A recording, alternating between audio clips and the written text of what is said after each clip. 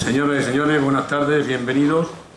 En primer lugar, quiero disculpar la ausencia del presidente de la sociedad, don Emilio Cruz Villalón, por encontrarse en una reunión de agricultores y me pidió que como secretario pues, le hiciera el quite, y aquí me tienen ustedes para dar la bienvenida tanto a ustedes como al autor del libro que hoy se va a presentar en Badajoz, El Dios de la Lámpara, así como a su presentador, don Feliciano Correa Gamero. Don Jorge Gruar, que ocupa, si no estoy equivocado, por primera vez la mesa de esta sociedad, es un hombre nacido en Cataluña, como su propio apellido lo indica, en Casa de la Selva, Gerona, en el 1949. El libro que ha escrito tiene referencia sobre lo que es la industria del corcho principalmente y las intrigas y apetencias internacionales y, por supuesto, la vinculación directa de su familia en el sector. Es un sector que sigue dando lo mejor de sí para arcas de sede foráneas, porque al final nosotros producimos y los demás se llevan el beneficio. Se basa siempre en el buen hacer de aquellos personajes del sector, de los que tienen amplio conocimiento anecdotario y que fueron ejemplos a seguir en muchas facetas de su vida y para algunas de las suyas. Y ahora hago algo, dice él, que considero justo y me complace mucho, que es hacer que se conozcan su importante y vigente labor y rendirles mi público y novelado homenaje.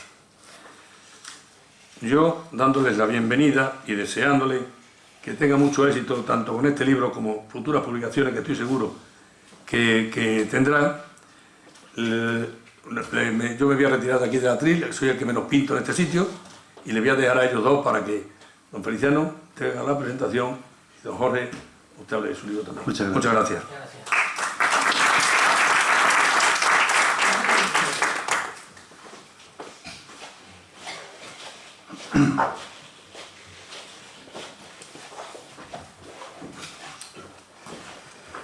Pues muchas gracias, Carlos, por este introito que nos ha puesto en suerte ya, y muchas gracias a los que nos han elegido en una noche tan interesante, con otras conferencias sugerentes que había en la ciudad.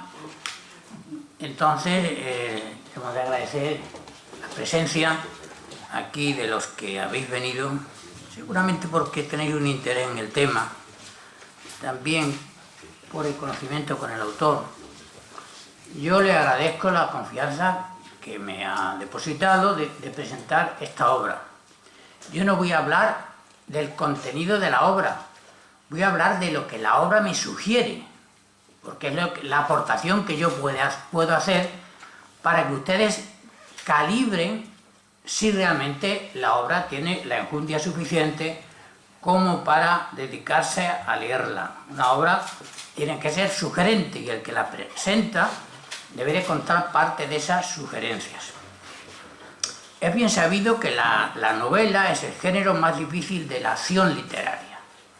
Pergeñar una trama que sea clara, enjundiosa, atractiva, o que atrape y contenga algún género de suspense, no es nada fácil. Inventarse un argumento requiere al menos, según mi punto de vista, 3 condiciones: imaginación, ilusión creadora y perseverancia. Con el tiempo se adquiere también oficio. Yo dije en esta misma tribuna, hace un tiempo, con motivo de otra intervención mía, que Antonio Gala había dicho que el hecho de escribir era un oficio modesto y molesto.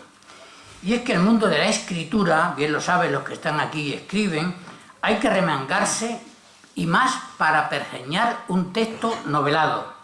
La novela es la culminación en el ejercicio del que escribe. Las grandes creaciones, las más grandes creaciones, y sin ignorar la puntería que conlleva la poética, sin duda es la novela. Pues bien, conscientes de ese camino cuesta arriba, el autor de esta noche, que ya publicó en 2016 un libro titulado Mis historias del San Vicenteño, sobre el equipo de fútbol, ha conjugado en este caso su voluntad con sus recuerdos y no se ha amilanado ante el escalofriante reto que es encontrarse con eso que dicen el vértigo del papel en blanco, del folio en blanco, y trazar un proyecto. Porque sin una idea sobre la novela a acometer, nada serio puede lograrse. Sin una clara capacidad de lucha contra la pereza y contra las tentaciones de deserción, no hay escritor. Estas virtudes las ha aplicado Jorge en sus 333 páginas. Suele decirse que todo escritor que se adentra en la novela no puede prescindir de reflejar algo de su biografía, de tal manera que su ópera prima, y que rara vez es una ópera omnia, reseña, en este caso, retazos de la propia existencia vital del autor.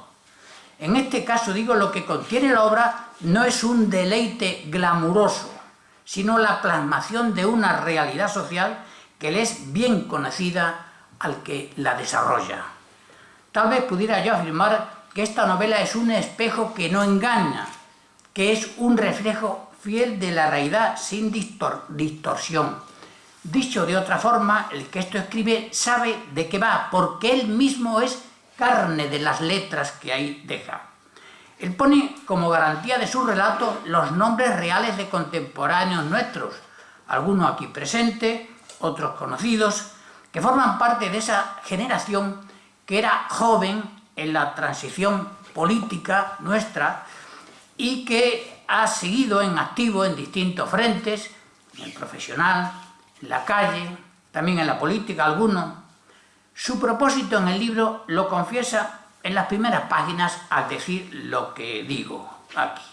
Dice, un objetivo prima sobre todos, el de contrastar en el tiempo y para generaciones futuras cómo determinadas personas semi-anónimas y con escasos medios lucharon siempre en defensa de un sector y de su repercusión social en la región. Naturalmente se está refiriendo al corcho. Ese sector del que habla, digo, es el oro blando, que le llamo yo, el producto del alcornoque, esa riqueza que vinieron a descubrirnos los de fuera ante la indolencia de los de dentro. Yo soy en este acto un comentarista de lo escrito, como digo, pero en modo alguno puedo ser ajeno a lo narrado. Mi abuelo fue taponero, mi tierra es corchera y los apellidos catalanes e ingleses todavía siguen domiciliados en las calles de mi pueblo. El corcho fue una de las posibilidades de Extremadura y algunos especialistas, tanto por el conocimiento de esta materia como por su comercialización y uso, han padecido la indiferencia de la política y el desperdicio de otra oportunidad para generar riqueza, no logrando que el valor añadido quedara dentro de nuestras fronteras. Hablaré del autor al final, pero ya adelanto que es persona de buenas maneras y esa estética también es perceptible en sus trazos literarios. De ahí el respeto a los recuerdos de épocas duras y la consideración a personas que se han esforzado mucho más de lo que pudiera esperarse de ellas en el quehacer profesional que él nos va contando. Así que esta novela creo yo que es en realidad un pretexto, un truco que usa el malabarismo que el escribir propicia para enseñarlos con la invención narrativa cuál es la cara verdadera de un asunto que siente necesidad de contarlo. Oí decir en cierta ocasión al escritor chileno José Donoso que cuando escribía El obsceno pájaro de la noche sentía tentaciones y como si el pájaro le picara y le hacía despertarse. Tal vez la corteza corchera rozara en la vigilia de Jorge, rozara su sensibilidad de autor y le punzara para que escribiera lo que sentía. La novela tiene la virtualidad de entrar mejor que otros géneros en las entretelas mentales del lector. La historia es fría en la narración, a veces sobrecargada de datos, y la novela es algo más llevadero. El que lee oye el respirar detrás de los vocablos, siente el frío, y el calor con el que escribe. Se me ponen los pelos de punta leyendo esto, se puede decir. Siente la tensión de la escena que se cuenta. La novela tiene un pentagrama argumental que puede hacer vibrar infinitamente más que la historia. Y esta novela de Jorge Gruart es, entre otras cosas, el retrato de una época, de un tiempo cercano que Gruart no ha querido que muera en sus manos sin narrarlo. Es un daguerrotipo que hace referencia a un tiempo de vida en torno a ese símbolo totémico llamado alcornoque. No pueden imaginarse el suministro de información que al hilo de lo narrado el autor va dejando. Tal vez podríamos asegurar que con tales datos se podrían reconstruir escenas de un tiempo pretérito, perdido ya para algunos, pero atrapados por el autor. Ciertos jóvenes que se acerquen a estas páginas tendrán que preguntarse tal vez, oye, ¿qué era aquello de la codorniz? ¿O dónde estaba ese bar de copas que pisamos con periodistas y con políticos en una época entrañable hasta altas horas de la noche y que tantos secretos guardó, llamado Sailor? El autor ha tirado de memoria o de sus apuntes para redactar una trama donde las dificultades del negocio resaltan en una región que, teniendo en sus manos una fuente de riqueza, parece que a los de arriba derribara la oportunidad. Es como si se estearan por un cierto sopor dionisiaco, ejercitando un estoicismo imperturbable y desde luego sin disciplina, para gozar vegetando de un radical liberalismo económico representado en aquel dicho francés laissez-faire, laissez-passer, esto es, dejar hacer, dejar pasar. No es por tanto solo una novela recreativa, sino incitadora para comprobar o exponer las carencias y la falta de apoyos institucionales a este sector. Según he ido avanzando, me remontaba a las lecturas de mi admirable y admirado Unamuno, cuando se refiere a la intrahistoria, a esa parte de la vida vivida que, por intimista y de trastienda, pocas veces aparece en la superficie de la sociedad y mucho menos en los manuales. La vida de hace unas décadas se ha ido y solo puede ser atrapada en su verdadera enjundia y con su verdadera temperatura por la novela. Cuando la lean se preguntarán con el autor mismo, oye, ¿por qué los veranos de antes eran largos e intensos? Eran veranos que nos rescataban el ayer y que nos rescatan el ayer, con aquella mentalidad infantil donde nada sabíamos de los grandes problemas y donde tal vez habíamos convenido en que la posible felicidad ha de engorarse más en la ignorancia que en el conocimiento. No es extraño por ello que tenga sentido el viejo sabio dicho que contaba de esta forma: ¿me dices que queréis ser felices? Pues no analices. Pero es de aterrizar ya en otros aspectos nucleares de la obra. Una narración donde, teniendo concordancia y sentido los diálogos, Jorge Gruart Vila ha buscado un recurso narrativo, como antes anunciaba, para desembocar en un tema que es sustancia para él: el corcho en Extremadura. El Quijote es un libro de caballería, de caballos andantes, ventas, molinos y galeotes, y sobre todo soberbio de imaginación. Este sencillo libro que hoy presentamos, este es un libro que somete su elucubración a la trama, de la trama a la realidad.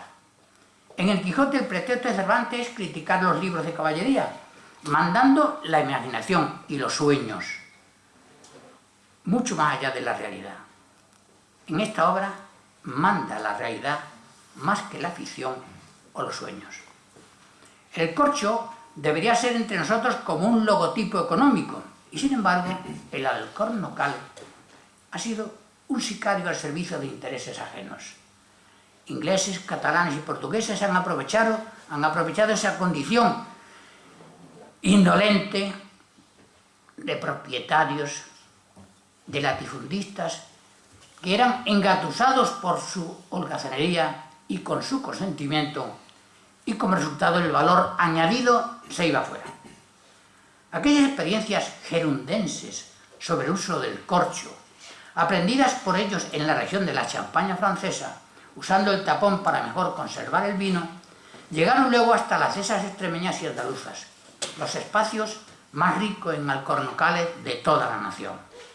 Se estima que sería hacia la mitad del siglo XIX cuando arrancan los quehaceres para utilizar el alcornoque con fines industriales, y por ello se acometen, aunque de manera manual y escasamente mecanizada, los procesos de transformación del material sacado del árbol. En ese periodo la misión de Extremadura es casi exclusivamente de proveedora de materias primas para que fuera transportado el material en las instalaciones, transformado el material, quiero decir, en las instalaciones foráneas. Lo que podríamos llamar colonización por los catalanes no debe tomarse peyorativamente, ni como un asalto a las provincias sureñas, sino que es consecuencia de la iniciativa madrugadora de aquellos empresarios, mucho más diligentes y despiertos que los de aquí abajo, que tenían otras prioridades menos arriesgadas. Estaban habituados a un modo de vida heredado y cómodo, un ocio que en Andalucía ha sido visto como el dolce far niente. Pero si los andaluces y los extremeños no fueron adelantados en la explotación de sus propios recursos forestales, el hecho no es imputable a la presencia de gente de fuera, sino a la actitud de los mismos paisanos de estas zonas geográficas afincadas en las riberas del Guadalquivir, del Tajo o del Guadiana. Así que no debe achacarse a los demás una intromisión que debe traducirse sin enojo por negligencia o escasa perspicacia de los propios, razón que hizo posible la llegada de iniciativas de la mano de personas que no eran extremeñas, porque quienes tenían en las puertas de sus casas la posibilidad, la facilidad y los recursos financieros para invertir en ese emporio forestal no lo vislumbraron y tampoco se atrevieron a correr grandes riesgos. Los investigadores actuales de la Universidad de Extremadura, que se han ocupado de estas cuestiones, no nos dejan dudas, y también otros estudiosos anteriores. Ellos han tomado como base importante para sus avances investigadores los protocolos notariales. Ahí se ve que los alcornocales eran alquilados por temporadas o arrendados en las fincas.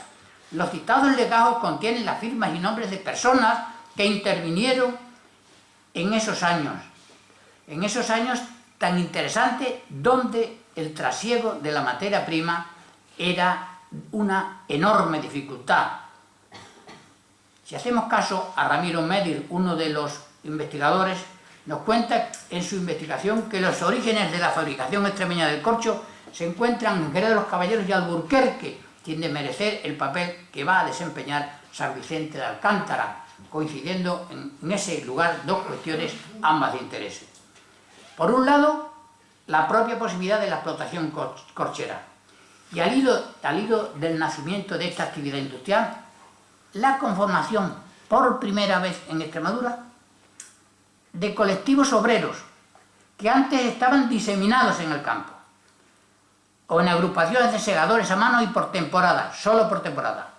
Ahora se va a producir un trabajo en equipo más agrupado gracias al corcho que se practicaba en aquellas labores agrarias.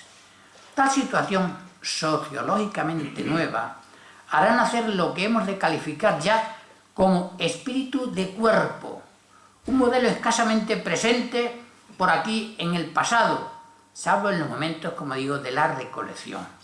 Ello generará en torno al corcho canciones y modos culturales y vocablos en el mundo taponero, y será el germen poco después de ciertas acciones revolucionarias en torno a los círculos culturales.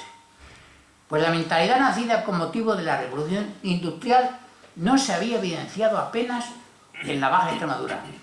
Los campesinos Los campesinos del 19, en la primera mitad del 19, vivían ajenos a los barruntos revolucionarios propiciados aún por un socialismo sin articular.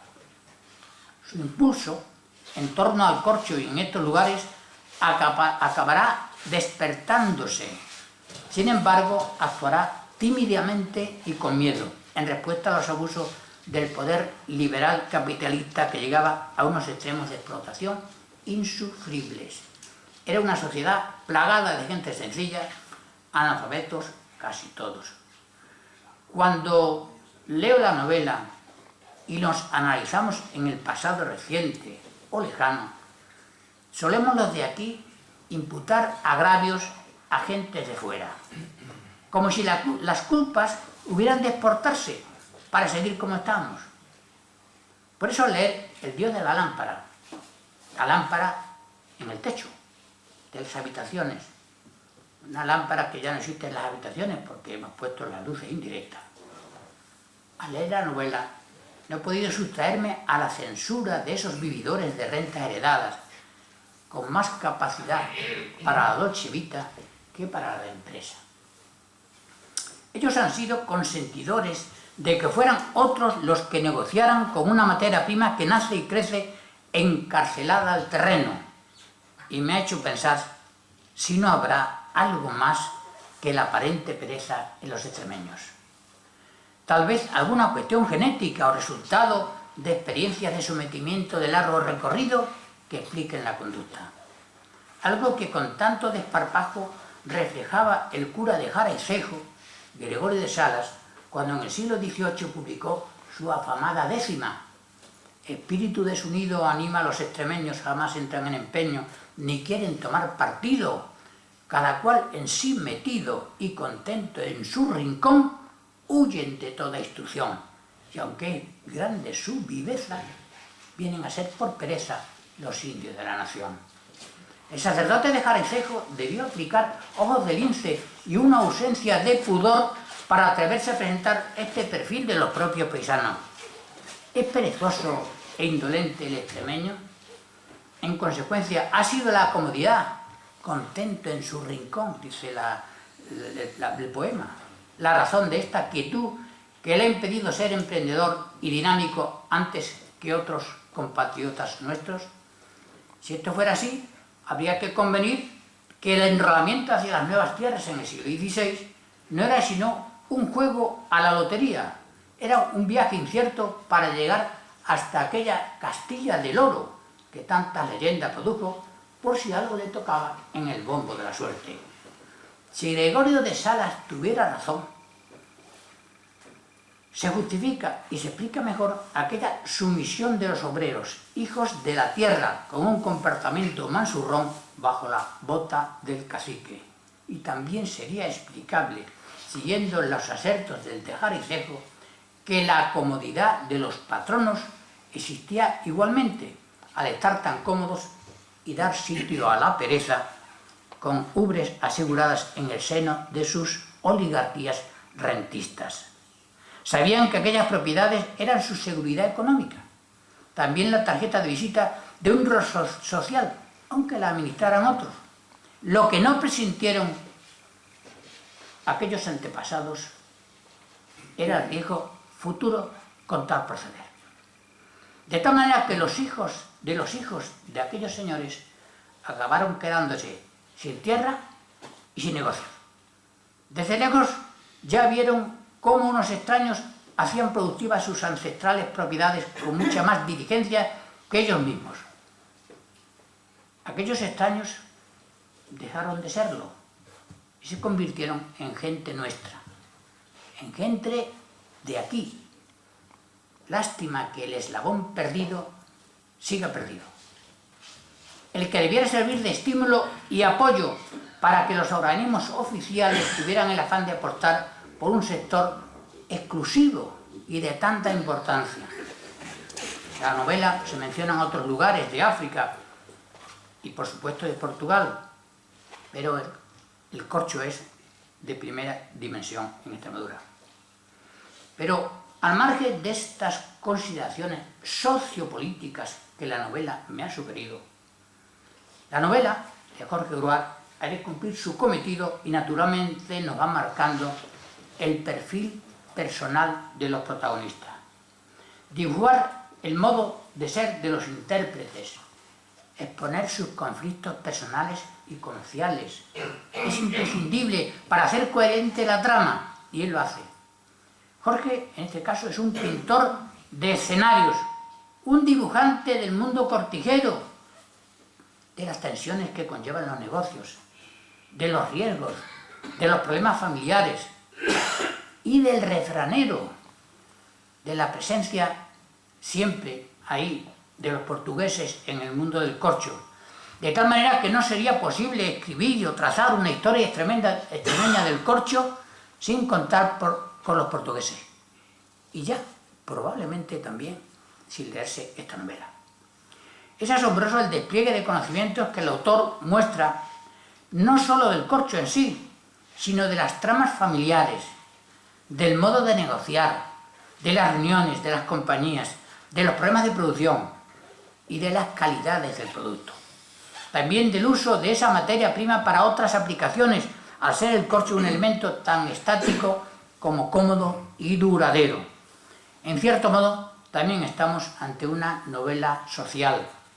Es una monografía en una primera aproximación, pero escrita con un gran angular en la pluma del que escribe, de tal manera que a través de lo que leamos podamos descubrir estampas de nuestra realidad social, económica y comercial.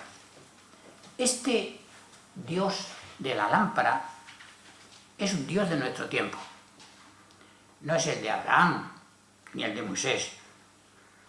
Este es, si queréis, un Dios de segunda categoría y más modesto, pues no sabe hacer milagros. Pero es un Dios que nos ayuda a entender el mundo arbóreo, ese mundo arbóreo que sí genera un milagro, que consiste en ver cómo un ser vivo es despellejado y no se muere. El relato es ilustrativo, pues se nos ofrecen datos y curiosidades sobre la cultura del entorno, esto es, sobre la geografía humana, pintoresca y monumental de los lugares en los que se desarrolla la acción. Para Gruart, el corcho es como otro torrente circulatorio sanguíneo que le ayuda a vivir.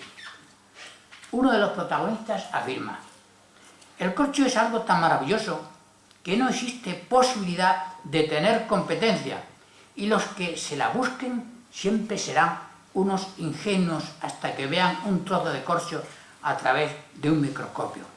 Y si no, que se lo pregunte a Robert Hood, el científico inglés que usó por primera vez la palabra célula gracias a que fue el primero que vio, con un microscopio fabricado por él, un trozo de corcho y las maravillosas celdas y cavidades que lo componían.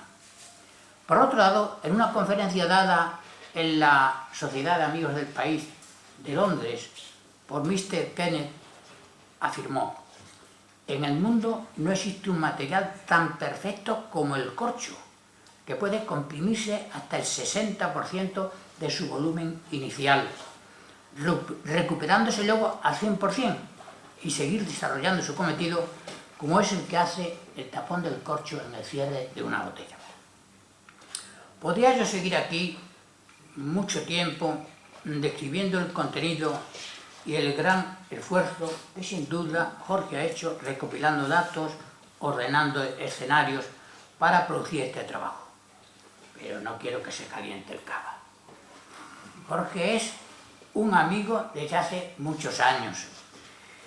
Ya en los tiempos de la tradición creamos un club liberal, el Grupo Delta, junto a Fernando Poedano, Paco González Zurrón, aquí presente, Juan Zuleta, que aquí está, Alfredo Guiñán, Javier Herrán, que entonces era delegado de Cultura, de Industria, perdón, José María Casado, nuestro librero, Luis Miguel Fresneda, delegado de Trabajo, y yo mismo, como delegado del Ministerio de Cultura. He mantenido con él una línea caliente, sobre todo durante mis estudios sobre el tema del corcho, menos atrevidos que lo suyo. Y solo para completar algunas páginas de esta actividad en mi Jerez natal, para redondear o asegurar afirmaciones. En todas las ocasiones fue generoso a mis consultas.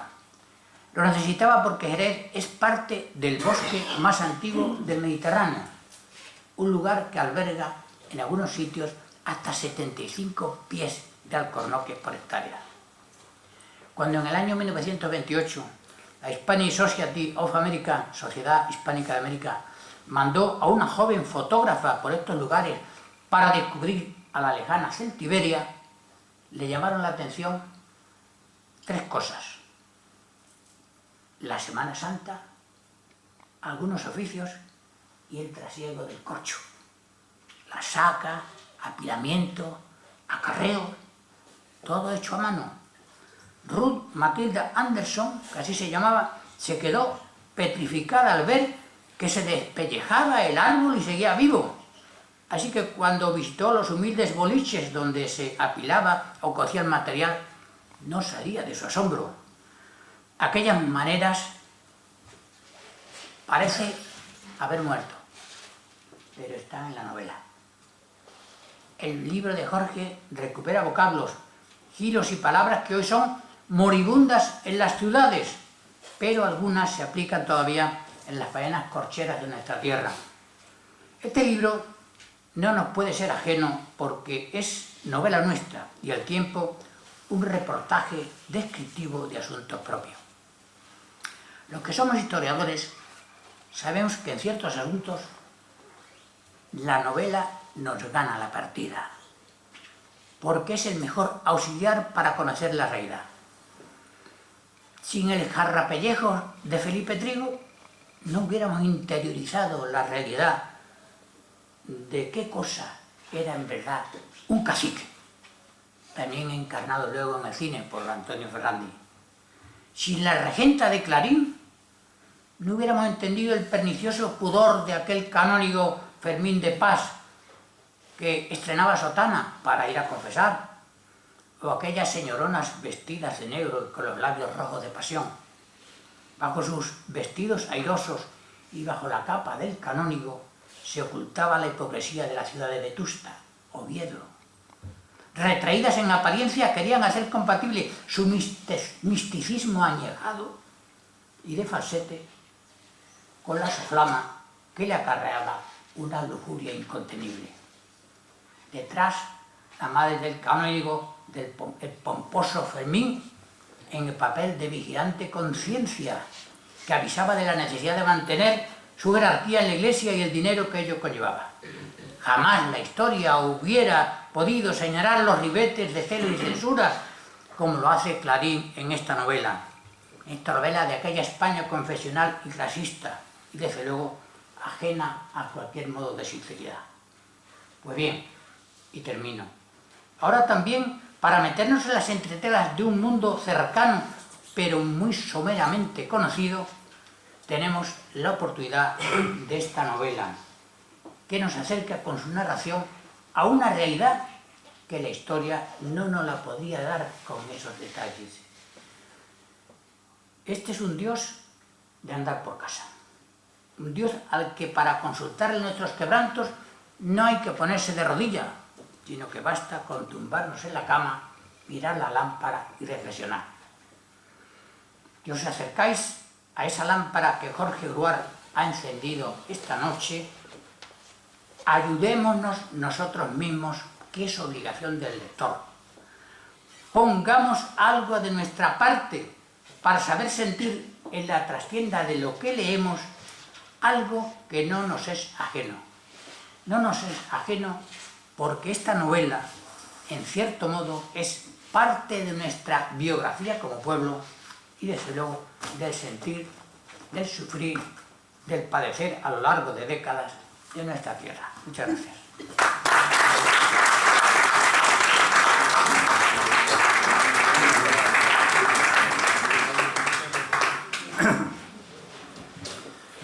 Qué barbaridad, muchísimas gracias, Feliciano, no esperaba yo.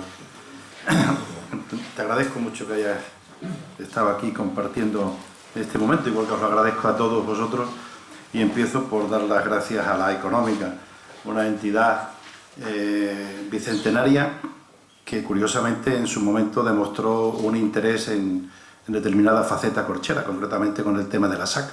Hubo una involucración según unos datos de La Económica. Es obligado a explicarles un poco el cómo y el por qué. Yo quisiera decirles que, bueno, por mi vida, por mi profesión, por las circunstancias familiares y tal, yo he escrito muchísimas cosas sobre el corcho, pero todas en un aspecto muy técnico o muy específico, o cuando Teresiano me decía que en el hoy había que hablar del corcho, había que hacer alguna cosa, o una visita a San Vicente de alguna persona relevante, y tal, artículos sobre nace el sector corchero, la encina corchera, el tapón de champán, años de prosperidad, el corcho, la guerra franco-prusiana, el aglomerado de Tomás. Esto me llevó incluso a tener una página en una revista que se llamaba La Semana Vitivinícola. Una vez que tuve ocasión de conocer a un director y le expliqué y le convencí de que lo que se estaba escribiendo sobre el corcho eran verdaderas barbaridades. Entonces, yo teniendo toda una serie de artículos como esto, hace tiempo que tenía la idea de hilvanarlos o de hacer, en determinado momento hice un guión para la COPE que se llamó Corcho Actualidad, que estuvo durante 2 años y nos dieron un premio y tal, y fue muy agradable aquello. Y yo quería hilvanar toda una serie de artículos y cosas, y en determinado momento pues empecé a escribirlos y tal. Pero surge en ese momento un viaje organizado por mi amigo Blas Curado y Marichel, que me proponen ir a pasar un fin de semana a Lisboa, porque Blas está haciendo un libro que se llama La Vuelta al Mundo en 80 manicomios. Blas había detectado la presencia de 2 manicomios en Lisboa y me dijo que le acompañara y tal. Yo creo que me quería utilizar de chofer y de intérprete, y bueno, pues yo así lo asumí y fue muy agradable estar con ellos allí. Y bueno, pues surgió esa manera de decir, bueno, tú porque escriban, me gusta, yo estoy escribiendo, tú no tienes, y yo llevaba en el coche algo que había pasado por un programa de ordenador. Ah, bien, pues déjamelo, pues me gustaría verlo, pues tal. Yo pasó un tiempo sin volver a ver a Blas Curado, cuando en determinado momento me dice, oye, vente una tarde que vamos, este día concreto tenemos un acto aquí en Olivenza, en el museo, y bueno, quería que vinieras para acá y tal. Bueno, pues se lo digo a mi mujer, nos acercamos a Olivenza, una Olivenza preciosa, con un museo que yo desconocía, y me veo de lleno en una conferencia sobre el meteorito de Olivenza, algo que me quedó verdaderamente sorprendido. Y entonces, bueno, pues fue muy agradable aquella conferencia, aquella charla, y bueno, ya llegó un momento que nos despedíamos y dice Blas, dice, no, ven que aquí hay unas personas que quieren conocerte. Y entonces me encuentro allí con un señor que se llama Jesús Martínez Frías, que es nada menos que el director de la Red Española de Planetología, Astrobiología, investigador del Consejo Superior de Investigaciones Científicas, miembro del equipo de misiones de la NASA a Marte, presidente de la Asociación Internacional de Geoética, instructor de astronautas, vicepresidente de la Comisión de Ciencia y Tecnología para el Desarrollo de la ONU, y otro señor que era el señor Navarro, que no tengo aquí porque días pasados volví a estar con él, y al mismo tiempo me presenta a Javier Soto, que yo no conocía, no tenía el gusto de conocer. Y Javier Soto, notario, hijo de un notario muy conocido y amigo nuestro de aquí de Badajoz, es vicepresidente de la Fundación Derecho y Discapacidad de España, que además han desarrollado, son pioneros en unos talleres educativos para estudiantes con discapacidad sobre meteoritos, sobre fósiles, y bueno, me habla de la Red Iberoamericana de Astrobiología, con una serie de cosas, y yo pues los miraba, y yo, bueno, como Blas me los había presentado, pues encantado de conocerlos y tal, pero entonces me dicen, mira, es que hemos leído lo que tú tienes sobre el tema del corcho, un guión que nos ha dado Blas y queremos publicarlo. Nosotros hemos creado una editorial, seleccionamos un poco lo que nos gusta, la editorial Quinamón, ahí en Tenerife, donde él es notario y tal.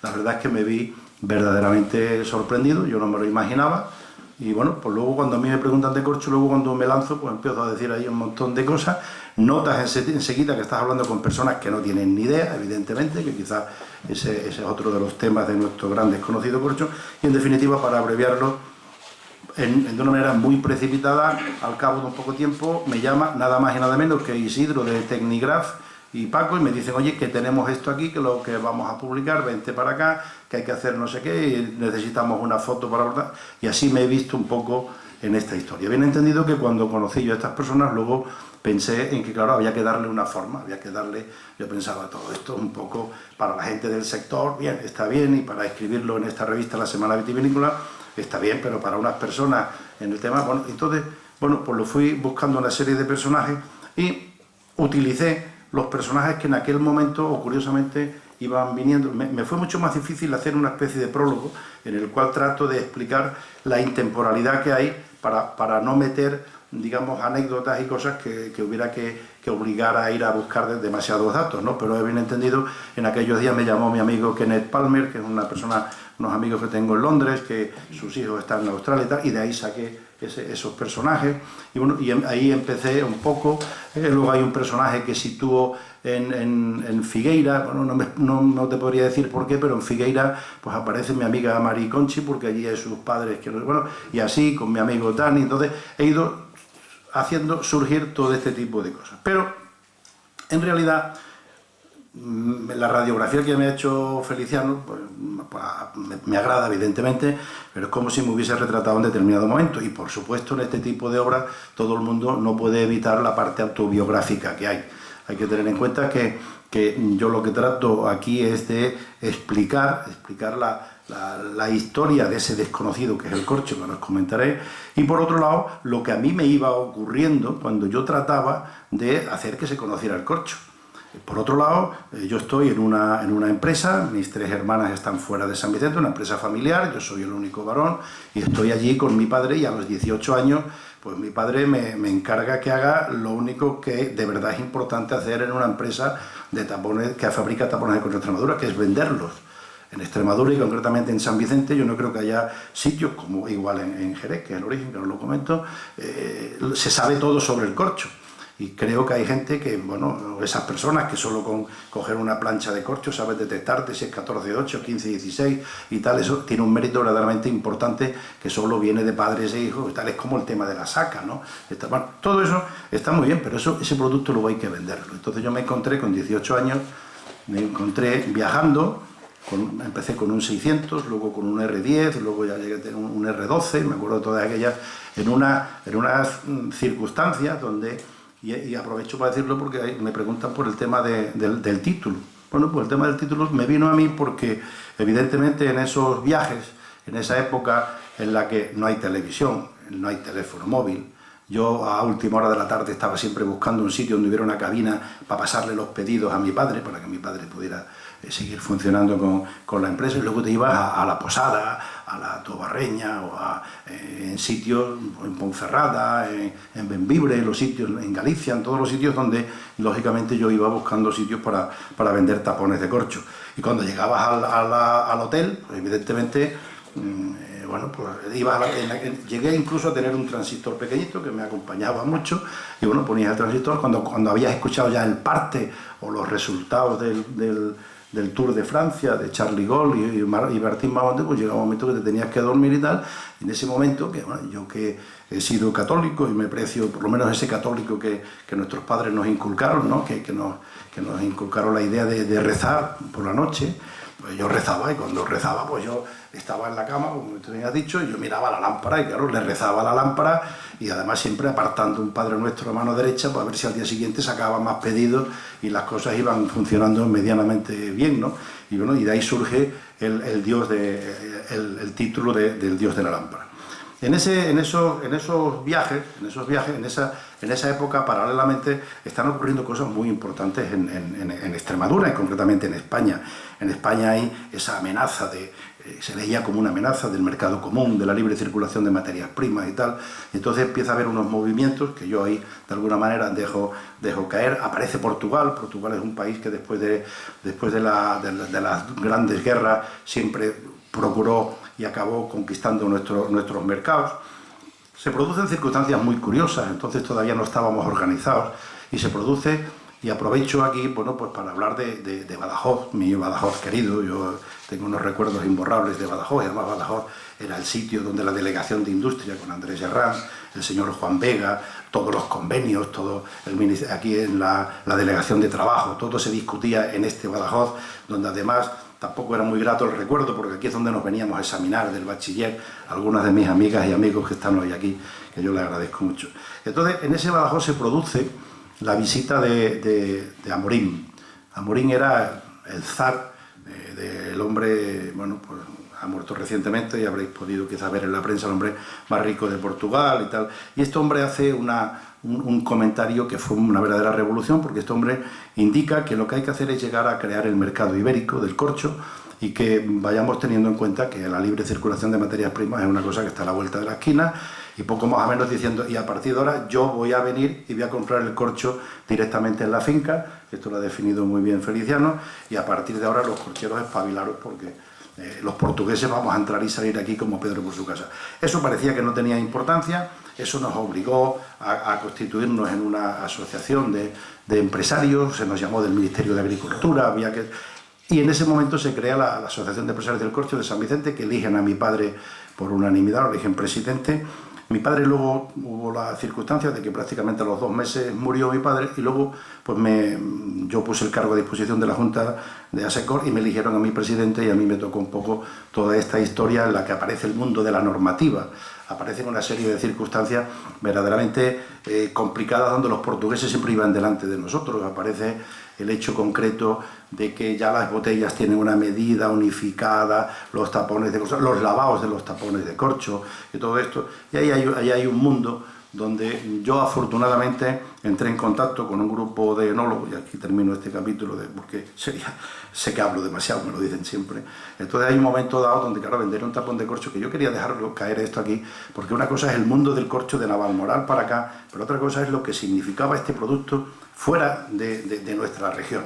Yo recuerdo que con unos enólogos de Cariñena, la zona de Cariñena, Jesús Navascués y Fernando Bordejé, ya llegó un momento que les dije, bueno, realmente cuál es el control de calidad, qué es lo que necesita, lo que realmente necesita. Y claro, aquella gente te dice, no, nosotros solo con que los tapones tengan un control de calidad, tanto en el aspecto físico-mecánico como en el aspecto microbiológico. Y yo decía, bueno, sí, no, hongos, aerobios, levaduras, con eso es suficiente. Luego, por otro lado, unas pruebas de torsión, unas pruebas de rotura por tracción y tal. Y claro, pues muy bien, pues perfecto. Y claro, ahora vienes a Extremadura y te dices, bueno, ¿cómo caracoles montamos un control de calidad con una universidad que todavía prácticamente... Y todo eso era verdaderamente un mundo muy difícil de conquistar, en el que los portugueses y catalanes siempre nos llevaban un poco la mano, teniendo en cuenta la poca industrialización que hay aquí. Conseguimos esta situación de crear la Federación Nacional de Asociaciones Corcheros, gracias a una empresa que también busco un capítulo para hablar de ellos, que es el capítulo de Mérida, que es la empresa de don José Fernández López. Esa es una empresa, don José Fernández López es un hombre al que quizás ustedes conozcan por Granja Céspedes, por El Matadero, por Apis, y quizás no solo por la corchera, sino por Pescanóvar o por Cooper Celtia, etcétera, etcétera. Y este fue la empresa que utilizamos como buque insignia para que nos representara en todo sitio, porque Corchera en aquel momento era. Luego también, precisamente con Corchera, surgió la idea de hacer una gran fábrica en Mérida, que fue lo que originó que nosotros nos trasladáramos a vivir a Mérida. Por otro lado, hay personas a las que yo pienso que era interesante que siguiéramos, que destacáramos por su implicación, porque hubo casos muy concretos. No sé si recuerdan ustedes, han oído hablar de los hogares Mundet. Mundet fue un hombre que yo aquí dejo caer un poco, fue el primero que hizo y presentó, siguiendo a este famoso naturista portugués que es Vieira de Natividades, siguió un sistema para localizar los alcornoques y de alguna manera poder, digamos, garantizar su evolución para la saca posterior, porque como bien ha dicho Feliciano, una cosa y hay estudios muy bien hechos de la universidad aquí, por un tal Antonio García, por Parejo, por Moruno, por Ramón Ortiz. La universidad en ese sentido ha trabajado, pero era porque la producción en Extremadura prácticamente no estaba siguiendo un control riguroso. Y este hombre lo puso en marcha cuando todavía no había una serie de documentación, ni existía el IPROCOR ni nada de este hombre.